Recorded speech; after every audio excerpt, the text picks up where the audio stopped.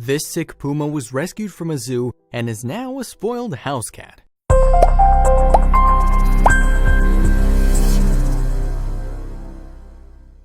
You might think you're a cat person, but Maria and Alexander Dmitriev are big cat people. We're talking big cat people. Rather than adopting your everyday tabby cat, Maria and Alexander are the proud caretakers of Messi, a puma who was born into captivity and rescued from death. But Messi isn't your average wild animal that will rip your head off the moment it sees you. Messi is the sweetest, cuddliest house cat you'll find. Messi was one of the 3 cougar cubs that were born at the Saransk Zoo in Penza, Russia. Messi and his brothers Suarez and Neymar were named after famous soccer players to pay tribute to Russia hosting 4 games at the World Cup.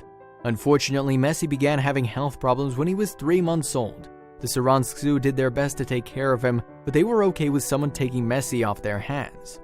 Messi's fate changed when Maria and Alexander visited the zoo and saw him when he was 8 months old.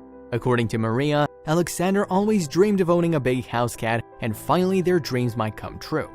The couple thought their big house cat would be a lynx. When they found out Messi was sick and the zoo might give him up, they immediately started negotiations to buy him and take the sick puma off their hands. Maria and Alexander were pleasantly surprised when the zoo agreed to let them have Messi. They knew it would be difficult, but the first thing they had to do was nurse the kitten back to health. Maria said that beyond the challenges of Messi being a wild animal, he was extremely weak and required constant attention for the first few months. Even once Messi returned to full health, he still only grew to about 2/3 the size of a normal puma. Now that Messi's healthy, Maria and Alexander have to deal with the challenges of raising a wild animal as a house cat.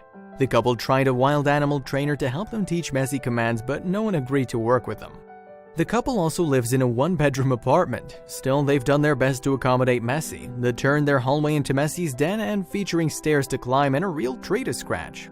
Eventually, the couple was able to find a dog training school that allowed Messi to attend. The puma-turned-house cat can now respond to 10 different commands. Much like a dog, Messi also requires a lot of exercise.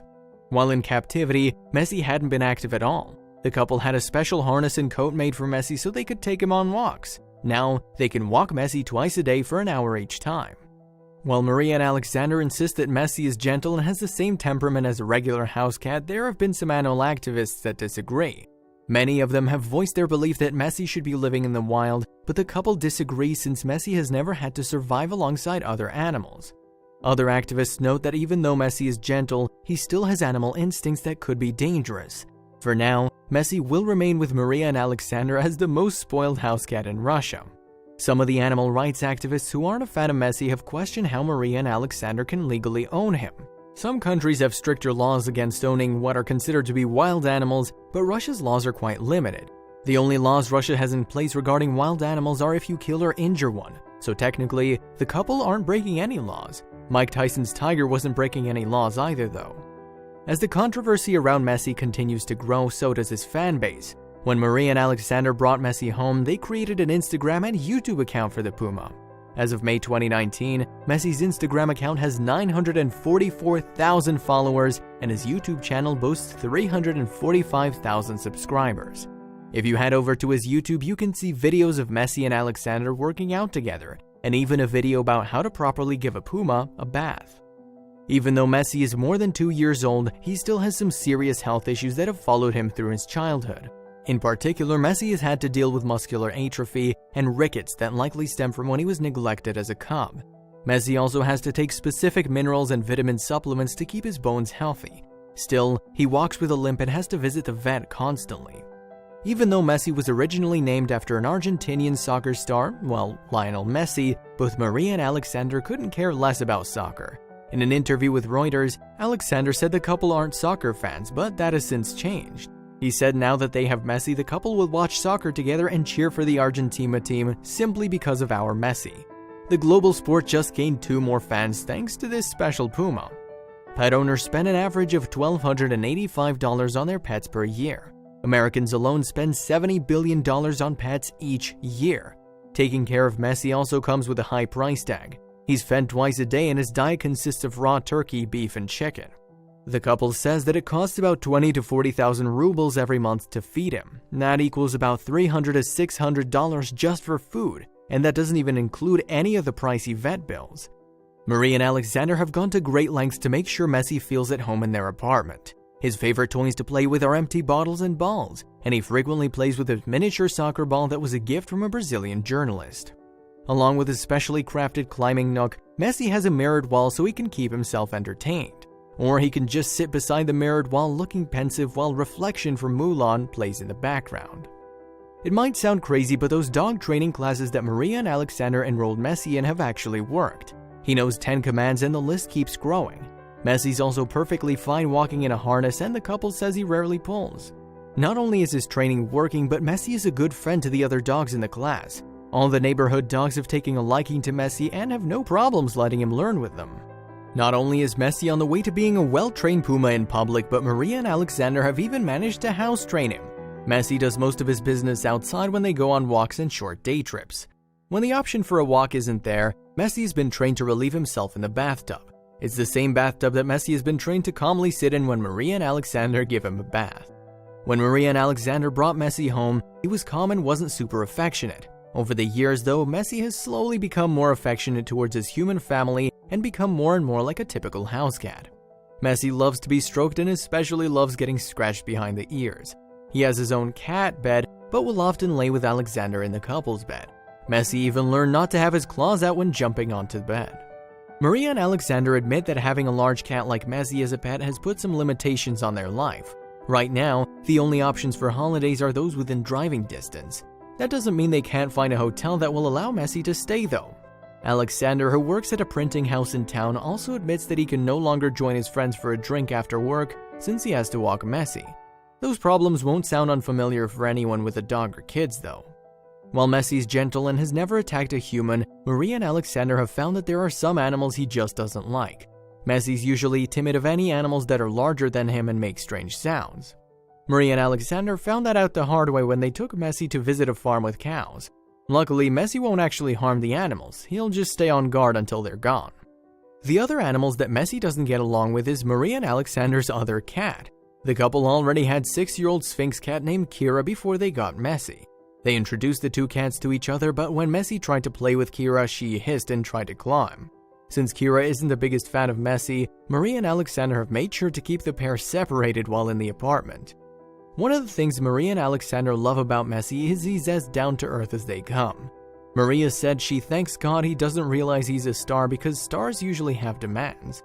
Instead, Messi lives without any special treatment and doesn't get jealous when Maria and Alexander pay attention to Kira instead.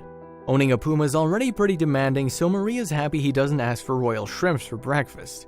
You might think raising a puma and a Sphynx cat would be enough for Maria and Alexander, but the couple have expressed a desire for more cats. They plan to move from their apartment and into a bigger house in the near future to give their cats more space. The pair also hope to adopt a leopard in the future as a companion for Messi. The couple will likely end up with more criticism if they adopt another large cat, but they don't seem too fazed. All they care about is giving Messi the best life they can. Now that you've listened all about Messi, keep going to learn about the heartwarming story between a human and another wild animal. This is Erikas Plukas, a farmer in Lithuania. Living on a farm next to a forest, Erikas gets to experience the wonders of nature often. Like many countryside residents, he finds solace in the peace that comes with living away from urban areas. While he may be far from heavily populated cities and metropolitan areas, he has plenty of company. Erikas encounters both his farm animals and wild animals from the forest all the time. One day, Erikas arrived home to discover a baby moose lying near his farm's gate. Any animal expert knows that seeing a baby animal often means the mother's nearby and she could be a threat. Erikas looked around for the mother, but she was nowhere to be found. It was then that he took a closer look at the helpless calf. He approached it slowly to not frighten it, and upon inspection, he was able to deduce the backstory. As Erikas slowly neared the baby moose, he realized she must be no more than 2 weeks old. The first sight of her was heartbreaking, he said. Like any young animal would be, the calf was quite scared of Erikas at first sight. However, she was too weak to run away. Without her mother, the baby moose didn't have food or safety. Dirty and riddled with flies, the young animal was clearly in desperate need of help. As Erikas looked at this weak young moose, he began piecing together in his mind what could have possibly brought her to such a state. The clearest answer was that the mother of this young calf had been harmed. He deduced the baby moose must have watched her mother get taken out by hunters. The barely born animal would have instinctively run away in search of solitude. Whether she was too weak to go on or somehow knew the farm would be a safe place, something had brought her to Ericus's farm gate for a reason. Upon finding a wild animal, the first thing that comes to mind is contacting animal services, and that's exactly what Ericus did. While waiting for them to arrive, he took the necessary courses of action to keep the calf alive. He found as many green leaves as he could and offered them to the calf along with some milk. Time was of the essence since she was already in poor condition and animal services wouldn't be able to arrive until the next day. The young moose took well to the food Ericus offered. Confident she needed to eat right away in order to survive, Ericus was happy to see that she would likely make it to the morning after all. Since he already contacted animal services, the next step was to solicit advice. He contacted his friends but was surprised that they all seemed to have the same negative reaction. They encouraged him to let nature take care of it, Ericus said. Regardless of what anyone said, it was already on Ericus's heart to save the baby moose. A true nature-loving farmer, it wasn't in him to simply disregard a helpless creature, especially after bringing her to safety. The odds of this young calf surviving this far were slim and he wasn't going to give up on a miracle. Fortunately, he had a barn that could keep her safe from predators. However, he was met with further indifference the following day when animal services arrived. The calf's condition was better by the morning when animal services arrived, however they came with sad news. Since there wasn't a service that provided care for orphaned forest animals in Lithuania, they couldn't offer her help.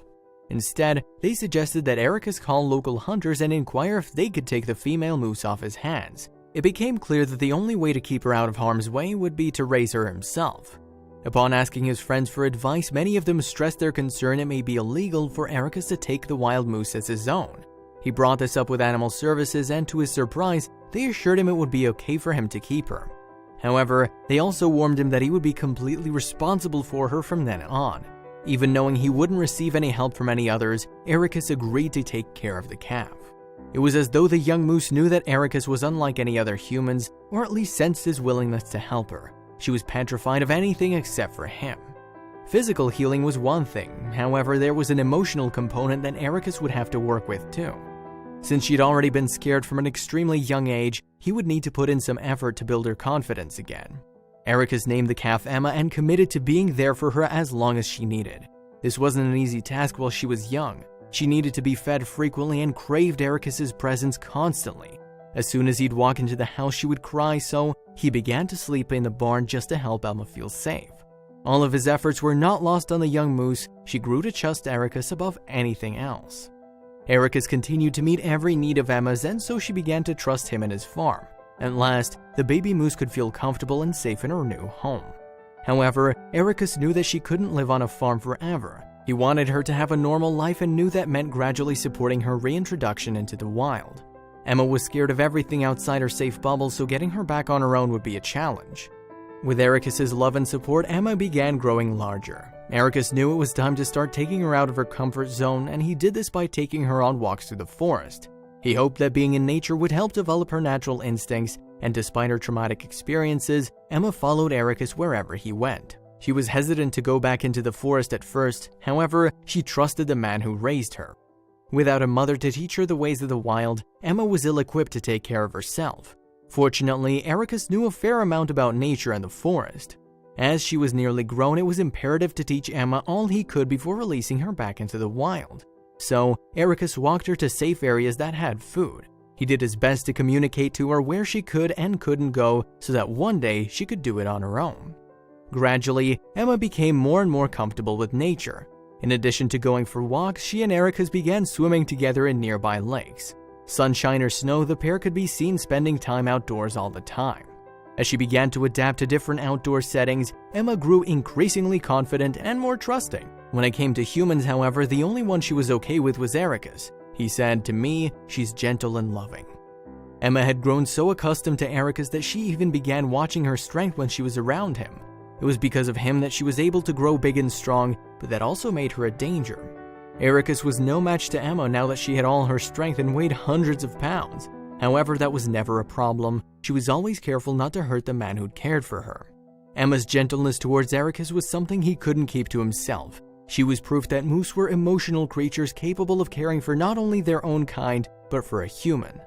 Emma was grown and nearly ready to take on life by herself, but Ericus couldn't risk Emma falling victim to the same fate that had taken her mother's life. He had to do something to ensure Emma's safety, at the very least for his own peace of mind. he decided to have a few hunters come over so they could see that Emma was more than a meal. Her intelligence was evidence that her ability to contain herself and avoid causing harm. Her love was also apparent in the way she was with Ericus. Sure enough, the hunters who came over vowed not to inflict harm on the sweet animal. Some of them decided that they would avoid hunting moose altogether, while others decided they were done hunting, period. Thanks to the love and help of her human friend, Emma was gaining confidence. She went from being afraid of the forest to following Ericus on walks through the forest each day. Eventually, she began wandering off all by herself. Like a parent, Ericus had to grow accustomed to her absence and trust she would return safely. He knew that the local hunters would stay clear of harming her and that she was strong, but it still worried him. Ericus's fears spiked the first night that Emma spent the night in the forest. He recalls that he barely even slept. The very place he taught Emma to trust was now a source of fear for Ericus. However, he knew that this was exactly what he'd hoped for and raised her to do. Sure enough, Emma returned after each one of her adventures. Safe, grown, and fully independent, she was beginning to live her life in her natural habitat.